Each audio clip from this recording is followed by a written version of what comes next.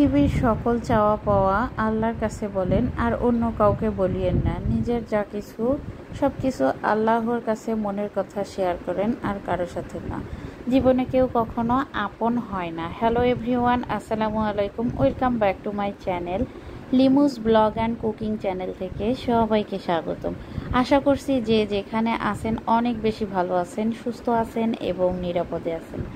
আলহামদুলিল্লাহ, আমিও আপনাদের দোয়া ও ভালোবাসায় অনেক বেশি ভালো আছি। তো বন্ধুরা, চলে আসছি ছোট্ট একটি নতুন ভিডিও নিয়ে। আশা করছি আজকের এই ভিডিওটি অনেক বেশি ভালো লাগবে। আর যদি ভালো লাগে অবশ্যই লাইক, কমেন্ট অ্যান্ড শেয়ার করে আমার পাশেই থেকে যাবেন। যে যেখান থেকে ভিডিওটি দেখতেছেন, ইউটিউব থেকে দেখে থাকলে অবশ্যই চ্যানেলটি সাবস্ক্রাইব করবেন, আর ফেসবুক থেকে দেখে থাকলে অবশ্যই লাইক, কমেন্ট অ্যান্ড ফলো করবেন।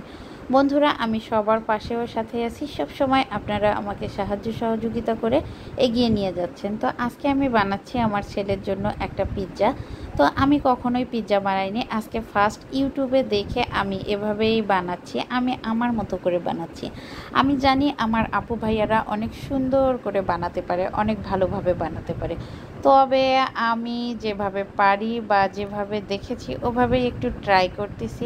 আমি জানি না আসলে কেমন হবে, তবে চেষ্টা করতেছি ভালো করার জন্য। এখন আমি কিছুটা দিয়ে দিচ্ছি পেঁয়াজ কলি। তো আমার বাসায় যা ছিল ঘরোয়াভাবে আমি সেভাবেই ট্রাই করতেছি। তো দেখা যাক, দেখতে থাকেন, আমি এটা সাজাতে থাকি আর আপনাদের সাথে কিছু গল্প করতে থাকি।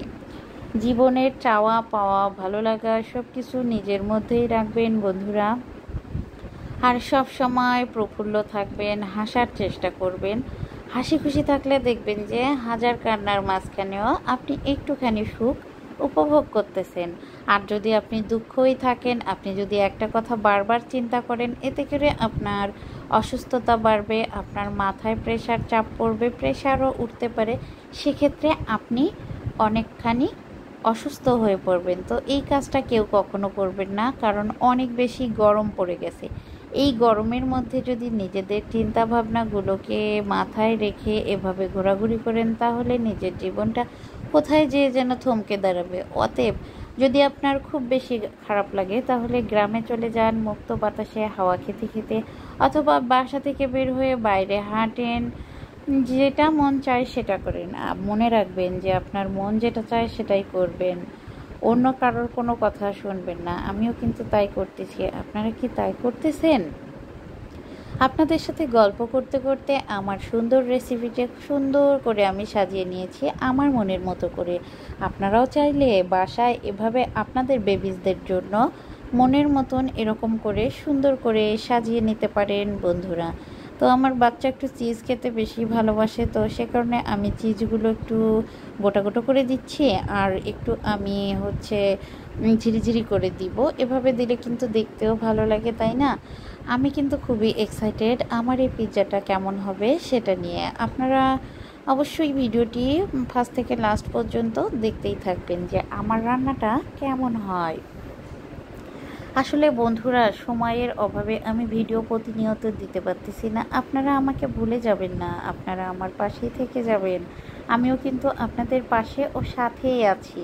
আমি কিন্তু খুব সাধারণভাবে জীবনযাপন করতে পছন্দ করি। এ কারণে কিন্তু আমার রান্নাবান্না থেকে শুরু করে আমার লাইফস্টাইলগুলো আমি খুব সাধারণভাবে চলার চেষ্টা করি। আহামরি কিন্তু কোনো কিছুই না। আহামরি দেখালে অনেক কিছুই দেখানো যায়, কিন্তু মানুষের চোখের দেখায় যে অনেক কিছু ভুল থাকে, সেটা অনেকেই জানে না, মনে করে যে আমি দেখাতে পারলেই শেষ। কিন্তু অনেকে আবার নিজের ভালো লাগা থেকে এটা দেখায়, আর অনেকে মনে করে যে এটা দেখানোর জন্য মানুষকে দেখাচ্ছে। আসলে এখন তো মিডিয়ার যুগ, জানেন তো বন্ধুরা, সবাই কিন্তু ভিডিও করে। ভিডিও করলে হবে কি, এখনকার গরিব মানুষেরা যদি ভিডিও করে তাহলে বলবে কি, টাকার জন্য ভিডিও করে, টাকার জন্য এগুলো করতেছে। আর বড়লোকরা যদি এরকম করে দেখায় বা এরকম করে, তাহলে বলবে কি, ওই তো বড়লোকই দেখানোর জন্য এগুলো ভিডিওতে দেখাচ্ছে, করতেছে। তাহলে বলেন আমাদের সমাজটা কোথায়, আর আমরা কোন দেশে পড়ে আসি? এই দেশে পড়ে থেকে এই আধুনিক যুগে মানুষ যদি এগুলো মন্তব্য করে, তাহলে কি হবে বন্ধুরা? তাহলে কিন্তু একদমই হবে না। তো সবাই চেষ্টা করবেন যে নিজের দিক থেকে নিজে যেমন আছেন, যেভাবে আছেন সেভাবে, কাউকে নিয়ে মন্তব্য করবেন না বন্ধুরা। এটাই হচ্ছে মূল কথা। আর এখনকার এই বাস্তবতার সাথে মেনে নিতে এটাই ঠিক কথা। তো সবাই কিন্তু এটাই বোঝে। তো বন্ধুরা, যাই হোক, আমার ভিডিওটি কেমন লেগেছে অবশ্যই কমেন্টে জানাবেন। আর আপনারা সবসময় চেষ্টা করবেন নিজেকে ভালো রাখার জন্য, নিজের প্রতি দায়িত্বশীল যত্নবান হতে, নিজের স্ত্রী, পরিবার, মা বাবা, ভাই বোনকে ভালো রাখতে, সবার পাশে থাকতে, সবাইকে সাপোর্ট করতে। আমিও আছি আপনাদের সাথে। আর আমি ভিডিওটি বেশি বাড়াবো না, এখানেই শেষ করে দিব। আর পিৎজাটা হয়ে গেলে আমি সেটাও একটুখানি শেয়ার করব। আমি কিন্তু মূল রেসিপি দেখাচ্ছি না, আমি এটা ব্লগিং হিসেবে শেয়ার করতেছি আপনাদের সাথে। তো যাই হোক, বক বক অনেক করলাম, এবার দেখা যাক ফাইনাল লুক। এই তো আমার পিৎজাটা হয়ে গেছে, কিন্তু না, একটু শক্ত হয়ে গেছে আটার ডোটা। তো যাই হোক, নেক্সট টাইমে আমি ভালোভাবে বানানোর আবারও ট্রাই করব। তো সবাই ভালো থাকবেন, সুস্থ থাকবেন, দেখা হবে নেক্সট কোনো ভিডিওতে। আল্লাহ হাফেজ।